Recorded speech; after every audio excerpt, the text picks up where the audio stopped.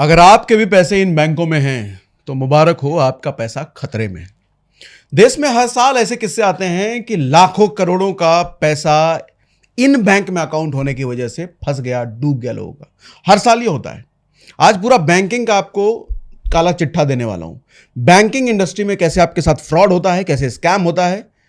मासूम लोग जो मेहनत की कमाई इन बैंकों में रखते हैं, एफडी के फॉर्म में, सेविंग अकाउंट के फॉर्म में, और इनका पैसा हवा हो जाता है, वो पूरा समझाने वाला हूं कैसे होता है।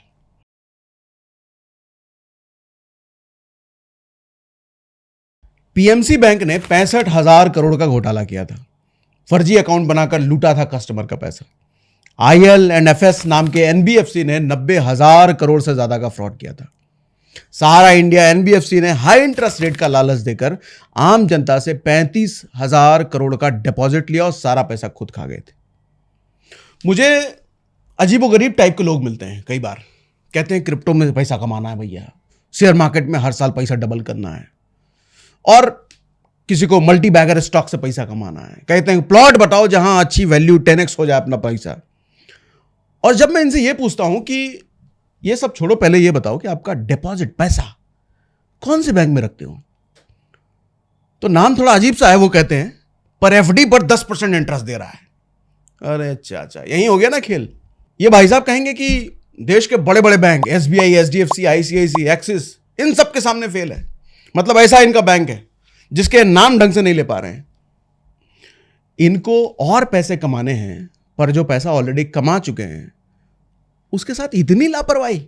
बैंक का नाम तुमको ढंग से पता नहीं है, उसे किसी भी बैंक में पैसा डाल दे रहे हो, वो भी बिना ड्यू डिलिजेंस के, बिना जांच पड़ताल किए कि बैंक जेन्युइन है भी कि नहीं, उसको आरबीआई से मान्यता प्राप्त है भी कि नहीं, आपका पैसा वहां इंश्योर्ड है भी कि नहीं, उसका डिजिटल इंफ्रा कितना सेफ है आपके बैंक का, कहीं कोई साइबर अटैक होने का खतरा तो नहीं है। भैया पहले जो कमाए हो उसको संभाल लो, तब आगे कमाने की सोचना। बाहर सुंदरियों को ताड़ने से पहले घर में जो लुगाई है उसको देख लो, कहीं वो किसी और के साथ सेट ना हो जाए। आपके पैसे के साथ यही हाल हो सकता है। कहना क्या चाहता हूं मैं वो समझो, बात को पकड़ो, मजाक को नहीं। आपको पता है हर साल 50,000 से ज्यादा लोग बैंक फ्रॉड का शिकार होते हैं। इसमें से कई तो अपना पूरा का पूरा डिपॉजिट गवा देते हैं, कुछ नहीं मिलता, हाथ में कुछ नहीं, सारा पैसा जो बैंक में रखा था सब खत्म। हर साल ऐसा होता है, हर साल। अब तक सैकड़ों बैंक को आरबीआई डी रजिस्टर कर चुका है, मतलब अपनी लिस्ट से हटा चुका है। ये सारे बैंक्स या तो कस्टमर को धोखा दे रहे थे या फिर देने की फिराक में थे। सिर्फ 2020 से अब तक आरबीआई ने 58 बैंक का लाइसेंस कैंसिल किया है। अब तक 100 के करीब बैंक्स फेल होकर बंद हो चुके हैं। 2020 से 2025 तक बैंक फ्रॉड की वजह से लोगों का लगभग 3 लाख करोड़ डूब चुका है। सिर्फ पिछले साल 36,000 करोड़ लोगों का डूबा है। और ये लोग कौन होते हैं? ये हमारे और आपके जैसे आम लोग होते हैं, जिनको एहसास भी नहीं होता कि उनका ट्रस्टेड बैंक जिसमें वो पैसा डाल रहे हैं वही एक दिन हवा हो जाएगा। 2022 से 2024 तक डिजिटल फ्रॉड्स 700% बढ़े हैं। ये ज्यादा करके आम लोगों के सेविंग अकाउंट को निशाना बनाते हैं। पीएमसी बैंक का स्कैम याद है? बैंक ने 21,000 फर्जी अकाउंट्स बनाकर लोगों से लाखों का डिपॉजिट पहले लिया। ये अकाउंट्स असल में एग्जिस्ट ही नहीं करते थे। 5,000 करोड़ से ज्यादा का फ्रॉड था ये। इसमें से कई तो फाइनेंशियल लॉस को बर्दाश्त नहीं कर पाए और निकल लिए। अब तक 50 से ज्यादा डिपॉजिटर्स की स्ट्रेस के कारण डेथ हो चुकी है। 2018 में 1551 अर्बन कोऑपरेटिव बैंक यानी कि शहरी सहकारी बैंक फेल हो गए। ऐसे ही कोऑपरेटिव बैंक में एक छोटे शहर में रहने वाले संजय ने अपनी बेटी की शादी के लिए 20 लाख रखे थे, क्योंकि उसको 8.5% इंटरेस्ट मिल रहा था उस बैंक से। लेकिन बैंक ने फ्रॉड किया और उसका सारा पैसा डूब गया और बेटी की शादी भी टूट गई। इन सभी बैंक स्कैम के 80% विक्टिम लो इनकम ग्रुप के लोग होते हैं, जो अपनी जिंदगी की सारी जमा पूंजी एक झटके में गवा बैठते हैं। यही हाल एनबीएफसीज का है, यानी कि नॉन बैंकिंग फाइनेंशियल कंपनीज। ये लीगली बैंक नहीं होते, इनके पास बैंकिंग लाइसेंस नहीं होता, लोग फिर भी इनके हाई इंटरेस्ट रेट मिलने के लालच में इनमें पैसा डाल देते हैं। 2019 में आरबीआई ने 1700 एनबीएफसीज के लाइसेंस कैंसिल किए थे। शारदा ग्रुप याद है, ये भी एक एनबीएफसी था। अकेले इस एक एनबीएफसी ने 1.7 करोड़ डिपॉजिटर्स का 30,000 करोड़ लूटा था। It was India's biggest chit fund scam. ऐसे हजारों एनबीएफसी हैं मार्केट में जिनको लोग बैंक मानते हैं, और मैं नाम नहीं लूंगा, आप खुद गूगल करके देख लेना, कहीं आपका बैंक ऐसे ही कोई एनबीएफसी तो नहीं है। पता है ये सब क्यों बता रहा हूं आपको? ताकि आप इस मुद्दे की गंभीरता को समझो और इसको हल्के में ना लो भैया, बिल्कुल ना लो, क्योंकि मेहनत पसीने की कमाई है। ऐसे ही कहीं किसी के झांसे में नहीं आना, कहीं भी किसी को नहीं दे देना। जस्ट वो बोलता है कि मैं बैंक हूं और आपने अपनी जमा पूंजी उसको दे दी, नहीं। पैसा चाहे जितना मर्जी कमा लो, पर बैंक ही अगर गलत चुन लिया है, सब जीरो हो जाएगा एक दिन। इसलिए बैंक चुनने से पहले किन बातों का ध्यान रखना पड़ता है, आज आपको इसका पूरा ज्ञान दूंगा, डिटेल में समझाऊंगा एकदम देसी में। कैसे एक सेफ और रिलायबल बैंक चूज किया जाता है, कौन से फैक्टर्स चेक करने चाहिए, स्मॉल फाइनेंस बैंक कितने रिस्की होते हैं, अगर बैंक भी डूब जाए तो आपका पैसा कितना इंश्योर्ड होता है, वो सब बात करेंगे। कोऑपरेटिव बैंक्स में पैसा रखना सेफ है या नहीं है, और सबसे जरूरी स्कैम्स और फ्रॉड से बचें कैसे। तैयार हो भैया? शुरू करें? ठीक है। तो बैंक चुनते समय किन बातों का ध्यान रखते हैं, बात करते हैं यहां से। जब आप किसी बैंक में खाता खोलते हो ना, या पैसा जमा करते हो, तो भैया ये कुछ चीजें जरूर चेक कर लेना। पहला, क्या वो बैंक आरबीआई यानी कि रिजर्व बैंक ऑफ इंडिया से रिकॉग्नाइज्ड है, मतलब उसको आरबीआई से मान्यता प्राप्त है भी कि नहीं। देखो ये जो आरबीआई है ना, ये इंडिया के सारे बैंकों का बाप है। अगर बैंक आरबीआई के अंदर नहीं है तो वो रिस्की है। कहने को 1 लाख से ज्यादा छोटे बड़े बैंक हैं भारत में, पर आरबीआई का लाइसेंस सिर्फ 2000 के पास है। मतलब सोचो कितना बड़ा गैप है। 1 लाख बैंक हैं और सिर्फ 2000 आरबीआई से मान्यता प्राप्त हैं। इसका मतलब 98,000 बैंकों का घपला करने का, आपके पैसे लूटकर भागने का चांसेस है। बताता हूं अभी और देखो, आरबीआई की ऑफिशियल वेबसाइट पर लिस्ट होती है अप्रूव्ड बैंक्स की। वहां जाकर आप चेक करो कि जिस भी बैंक में खाता खुलवा रहे हो उससे लाइसेंस सर्टिफिकेट मांगो। इंडिया में ऐसे कई सारे चिट फंड कंपनीज हैं जो बैंक जैसे दिखेंगे, बैंक जैसा ऑफिस खोलेंगे, लोगों का डिपॉजिट ले लेते हैं, वो भी बिना आरबीआई के लाइसेंस के। दूसरा, डीआईसीजीसी इंश्योरेंस है कि नहीं है। ये होता है deposit insurance and credit guarantee. मतलब क्या होता है समझाता हूं। ये आरबीआई की एक ऐसी बीमा संस्था है जो आपके बैंक डिपॉजिट को प्रोटेक्ट करती है, इंश्योरेंस करती है। जैसे हम इंसान का लाइफ इंश्योरेंस कराते हैं ना, हेल्थ के लिए हेल्थ इंश्योरेंस कराते हैं ना, वैसे ही आपका पैसा जो बैंक में रखा हुआ है उसके इंश्योरेंस, उसके साथ कोई गड़बड़ी ना हो जाए, तो ऐसे ही डीआईसीजीसी, ये आरबीआई की एक सब्सिडरी है, वो आपके पैसे को प्रोटेक्ट करने का काम करती है। डीआईसीजीसी आपको 5 लाख तक का कवर देती है, मतलब 5 लाख तक की गारंटीड रीपेमेंट। मतलब आपका पैसा 5 लाख तक बैंक में रखा हुआ सेफ है। अब आप पूछोगे 5 लाख से ऊपर है तो समझाता हूं, वो सब समझाऊंगा। देखो भैया, 5 लाख की बात कर रहा हूं ना, तो एक बात ख्याल में आए कि 5 लाख इंश्योर करने के लिए आपके पास 5 लाख पहले होने भी चाहिए डिपॉजिट में। ऐसा नहीं है कि आपके 1000 रुपए के डिपॉजिट पड़े हैं और आपको 5 लाख का इंश्योरेंस मिल जाएगा, ऐसा नहीं होगा। 1000 पड़े तो 1000 का ही मिलेगा। एक लाइन में कहूं तो अगर आपका बैंक डीआईसीजीसी इंश्योर्ड है तो आपके 5 लाख तक के डिपॉजिट सेफ है, चाहे वो सेविंग अकाउंट में हो, एफडी में हो, आरडी में हो, किधर भी डाल के रखा हो। देखो, हर बैंक की गारंटी डीआईसीजीसी नहीं लेता, इसलिए यह जरूर चेक करो कि आपका बैंक डीआईसीजीसी के अंदर रजिस्टर्ड है भी कि नहीं। वैसे इसके बारे में और डिटेल में अभी बताऊंगा आगे। तीसरा फैक्टर होता है बैंक का ट्रैक रिकॉर्ड चेक करना। यह थोड़ा सा मुश्किल हो सकता है, लेकिन बताता हूं आपको। देखो, जब शादी के लिए लड़की या लड़का ढूंढते हो तो पूरा पास्ट खंगालते हैं ना, कहीं लड़के का कोई सेटिंग तो नहीं है, क्या क्या पास्ट रिकॉर्ड है, चाल चलन ठीक है ना, तब जाके हम लड़की सेलेक्ट करते हैं, या ऐसे ही लड़की वाले लड़कों के लिए करते हैं। वैसे ही बैंक का पास्ट रिकॉर्ड देखना जरूरी है। क्या उस पर कोई फ्रॉड का केस है? गूगल में डालो नाम, पता चल जाएगा। गूगल करो, न्यूज पढ़ो, सोशल मीडिया प्लेटफॉर्म पर रिव्यूज देखो। अभी पीएमसी बैंक के बारे में बताया ना आपको, वैसे ही बैंक का भी चेक किया करो। चौथा होता है बैंक की फाइनेंशियल हेल्थ देखो।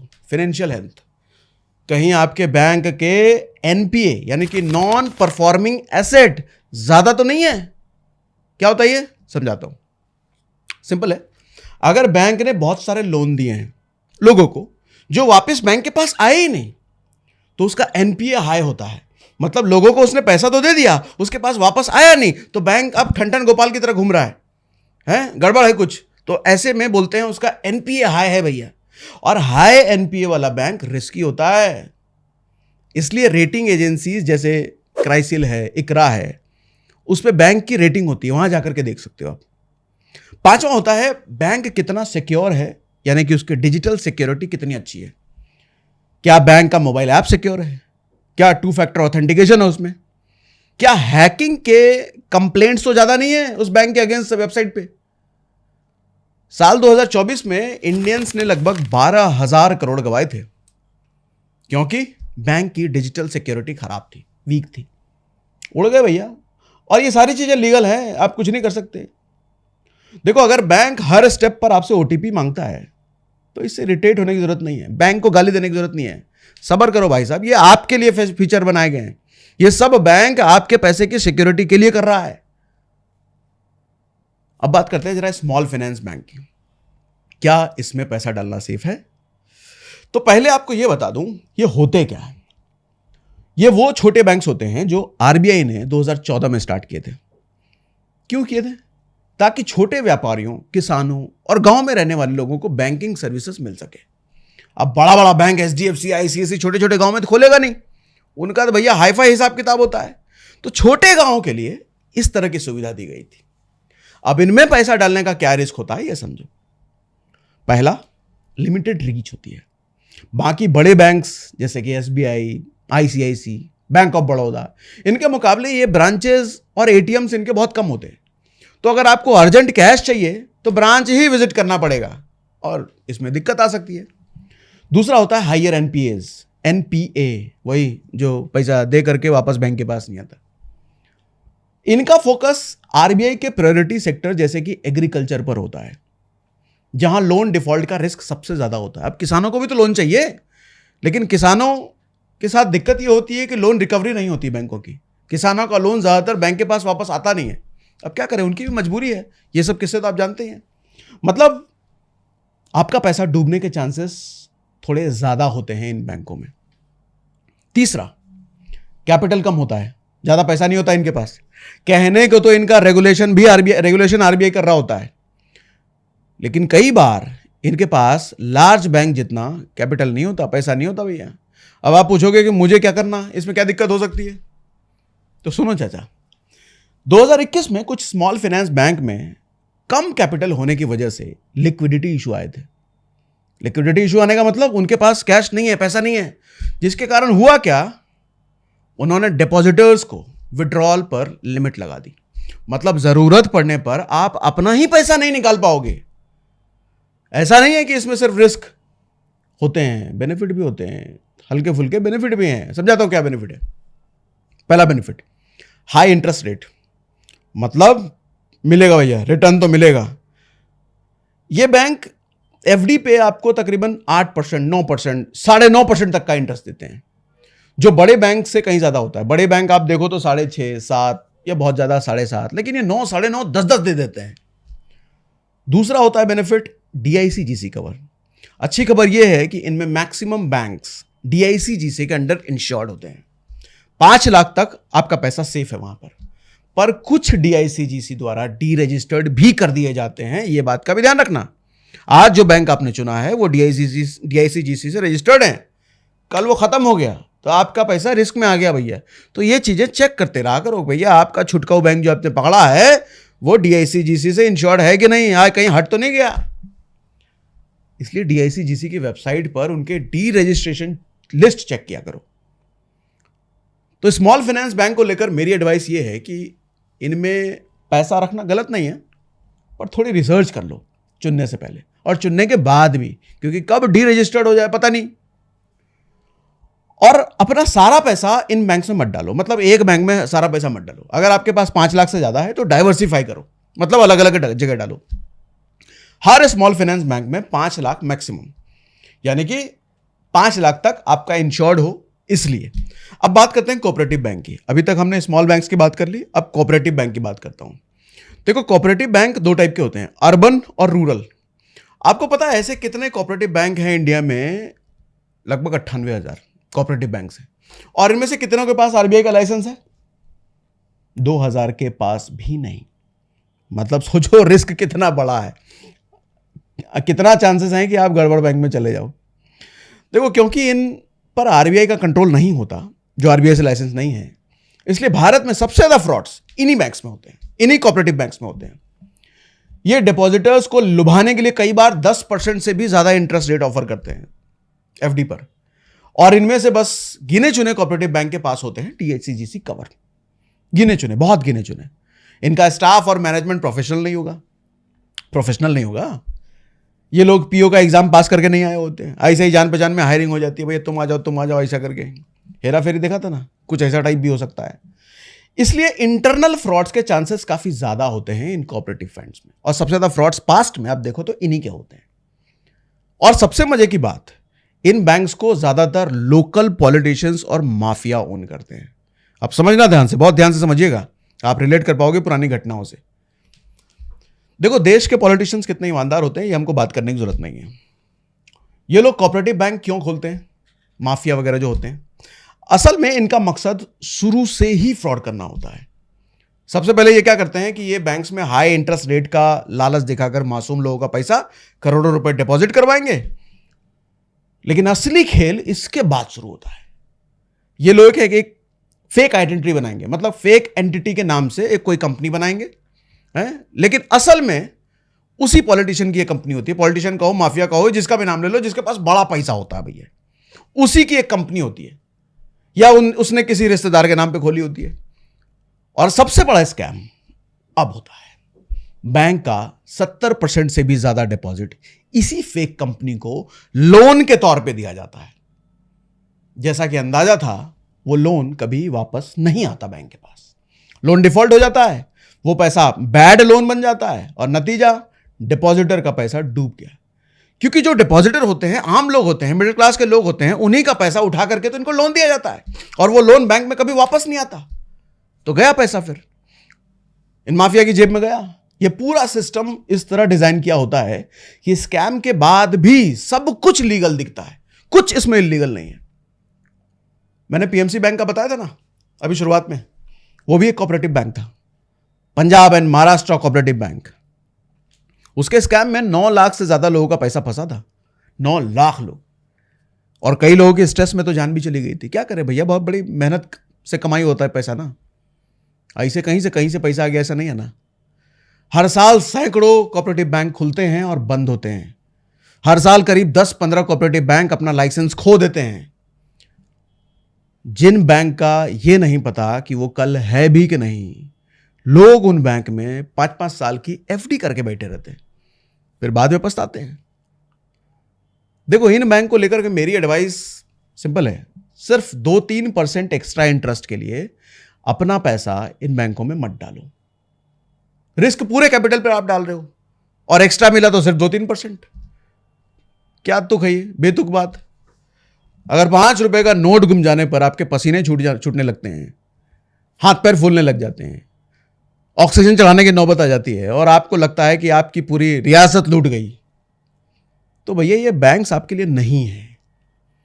हाँ, अगर रिस्क बर्दाश्त करने की क्षमता है तो फिर आपकी मर्जी है। अब चलो थोड़ा डीआईसीजीसी इंश्योरेंस के बारे में बताता हूं डिटेल में।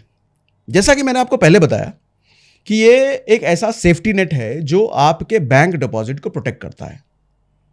अगर आपका बैंक डीआईसीजीसी इंश्योर्ड है और वो बंद हो जाता है, दिवालिया हो जाता है, तो ये डीआईसीजीसी हर डिपॉजिटर को 5 लाख तक का बीमा देता है। मतलब डीआईसीजीसी हर डिपॉजिटर को 5 लाख तक वापस कर देगा। प्रिंसिपल और इंटरेस्ट दोनों मिलाकर, ध्यान रखना, डिपेंडिंग ऑन डिपॉजिट वैल्यू। आपके अगर डिपॉजिट 1 ही लाख है तो 5 लाख नहीं मिलने वाला, 1 ही लाख मिलेगा। मान लो कि अगर आपके एफडी में 7 लाख रुपए जमा पड़े हुए थे, बैंक डूब गया, तो डीआईसीजीसी आपको 5 लाख तक दे देगा। बाकी 2 लाख का आपका गया, वो गया पानी, वो नहीं मिलने वाला। अब बढ़ते फ्रॉड्स को देखते हुए आरबीआई ने ये लिमिट 2020 में बढ़ाई थी। उससे पहले लिमिट सिर्फ 1 ही लाख की थी। और इनमें सबसे अच्छी बात यह है कि ये 5 लाख का कवर डिपॉजिटर के हर बैंक के लिए है। मतलब आपके पास अगर 5 अलग अलग बैंक में खाते हैं तो पांचों में 5-5 लाख सेफ हैं। इसलिए अपना पैसा अलग अलग बैंक में रखना ज्यादा अच्छा है। ज्यादा पैसे हैं आपके पास तो एक बैंक में मत डालो, अलग अलग बैंक में डालो। अब आप बोलोगे कि इतने सारे बैंक का हिसाब कैसे रखें भैया, तो भाई साहब रखना पड़ेगा। अगर पैसा सिक्योर रखना चाहते हो तो करना पड़ेगा। जब अलग अलग लड़कियों से चैट करते हो तो सारा हिसाब किताब रखते हो ना, कि किससे क्या लास्ट बात हुई थी है? तब कोई परेशानी नहीं आती। और जब पैसा सिक्योर करने की बात है, कर लो चाचा इतनी मेहनत। अच्छा, एक और बात, जॉइंट अकाउंट पर ये कवर मिलता है। मतलब अगर आपका एक ही बैंक में सिंगल अकाउंट भी है, वाइफ के साथ जॉइंट अकाउंट भी है, तो दोनों अकाउंट में 5-5 लाख का कवर मिलेगा। ये एक अच्छी बात मैंने आपको बताई। अच्छी तो बहुत सारी बात बताई, ये एड ऑन बात बताई। लेकिन एक बात याद रखना, एनबीएफसीज डीआईसीजीसी के अंदर नहीं आते, इसलिए इनमें इन्वेस्ट करने से पहले 10 बार सोचो, और उसके बाद भी मन करे तो 10 बार और सोचो। आए दिन ये एनबीएफसीज बंद होते रहते हैं। अभी इसी साल फरवरी में 20 एनबीएफसीज ने अपना सर्टिफिकेट ऑफ रजिस्ट्रेशन आरबीआई को सरेंडर किया है। और मजे की बात, इसमें रिलायंस कमर्शियल फाइनेंस लिमिटेड भी था, इसमें आईडीएफसी लिमिटेड जैसे बड़े नाम भी शामिल थे। अब जब इतनी विशाल कंपनीज के एनबीएफसीज का ये हाल होगा, तो भैया बाकी एनबीएफसीज का आप खुद सोच लो। देखो, ये मतलब मत निकालना कि सारे एनबीएफसीज खराब होते हैं, ऐसा बिल्कुल नहीं होता। कई सारे अच्छे एनबीएफसीज होते हैं, लेकिन बात रिसर्च की है। देखो कौन सा अच्छा, उसमें जाओ। आपको बता दूं कि इंडिया में लगभग 2000 से ज्यादा कमर्शियल बैंक और कोऑपरेटिव बैंक डीआईसीजीसी के तहत आते हैं। इसलिए अपने बैंक का स्टेटस चेक करो, वो जरूरी है। अगर वो डीआईसीजीसी में नहीं है तो समझ लो कि आपका पैसा खतरे में है। अब लास्ट में आपको कुछ डूज एंड डोंट्स भी बता देता हूं कि भैया क्या करना है और क्या नहीं करना है, बैंकों के मामले में, अपने पैसों के मामले में। डूज बताता हूं, मतलब जो करना चाहिए आपको। हमेशा बैंक का आरबीआई लाइसेंस चेक करो। देखो, मैं ये उन बैंकों की बात कर रहा हूं जो बड़े बैंक्स नहीं है, जो टॉप 5 टॉप 10 बैंक जानते हो ना, एसबीआई, आईसीआईसीआई, एक्सिस, इन सब बैंकों में ये सब खतरा नहीं है। ये बातें हम उन बैंकों की कर रहे हैं जो इसके बाद की शुरुआत होती है। जो शुरुआत में मैंने आपको बताया, 1 लाख बैंक, 2000 सिर्फ आरबीआई रजिस्टर्ड, बाकी 98,000 का क्या, उनकी बात कर रहे हैं। डीआईसीजीसी इंश्योरेंस स्टेटस चेक करो भैया, बैंक की फाइनेंशियल रेटिंग देखो, कस्टमर रिव्यूज देखो, ऑनलाइन देखो, अपना पैसा डाइवर्सिफाई करो। एक बैंक में सारा पैसा नहीं डालना, अलग अलग बैंक में रखो, 2-3 बैंक में अलग अलग रखो। अपडेटेड रहो, बैंक के न्यूज को फॉलो करो। अगर आरबीआई ने किसी बैंक को लेकर वार्निंग दी है तो उस बैंक को अवॉइड करो। अब डोंट्स, क्या नहीं करना, ये सुनो। हाई रिटर्न ट्रैप के चक्कर में नहीं पड़ना भैया, बिल्कुल नहीं। अगर कोई बैंक आपको 10-12% इंटरेस्ट प्रॉमिस कर रहा है तो अलर्ट हो जाओ। 25 दिन में पैसा डबल, याद है ना हेरा फेरी? वो सुनील शेट्टी को जब फोन आता है, सुनील शेट्टी फोन लेता है तो क्या बैकग्राउंड में चलता है? गोलमाल है भाई, सब गोलमाल है। कोई बैंक अगर 10-12% इंटरेस्ट आपको देने का बात कर रहा है तो फिर गोलमाल है भाई, सब गोलमाल है। High return equal to high risk, ये बात गांठ बांध दो। जहां हाई रिटर्न की प्रॉमिस है वहां हाई रिस्क अपने आप चुपके से लग के आता है। एनबीएफसीज और कोऑपरेटिव बैंक से जितना दूर रह सको रहो, लेकिन हां, सारे नहीं। रिसर्च की बात है ये, सारे खराब नहीं होते। मैं फिर से कह रहा हूं, वो क्या बोलते हैं, सावधान रहिए, ब्लाइंडली फेथ मत करो, रिसर्च करो, वो जो बोल रहे हैं सच बोल रहे हैं कि नहीं। बहुत कुछ बता दिया यार, चलो बहुत कुछ बता दिया। अब उम्मीद करता हूं आपके पल्ले बहुत कुछ तो पड़ा होगा, और अगर पड़ गया है तो मुबारक हो, आपकी मेहनत की कमाई सिक्योर करने में सफल हो जाओगे आप। अब आपका काम है कि औरों को जागरूक करना। अगर मेरी बात का असर आप पर पड़ गया तो मुबारक हो, आप अपनी मेहनत की कमाई सिक्योर करने में सफल हो गए। और अब आपका काम क्या है, औरों को जागरूक करना, जिस तरीके से मैंने आपको किया है। अब हर किसी ने तो हमारा वीडियो देखा नहीं है, या तो ये सारे इंफॉर्मेशन आप उनको बताओ, नहीं तो हर रिश्तेदार, हर दोस्त, हर रिलेटिव तक ये वीडियो पहुंचाना आपकी जिम्मेदारी है। नहीं करोगे भैया तो आपके जानने वालों का पैसा खतरे में है।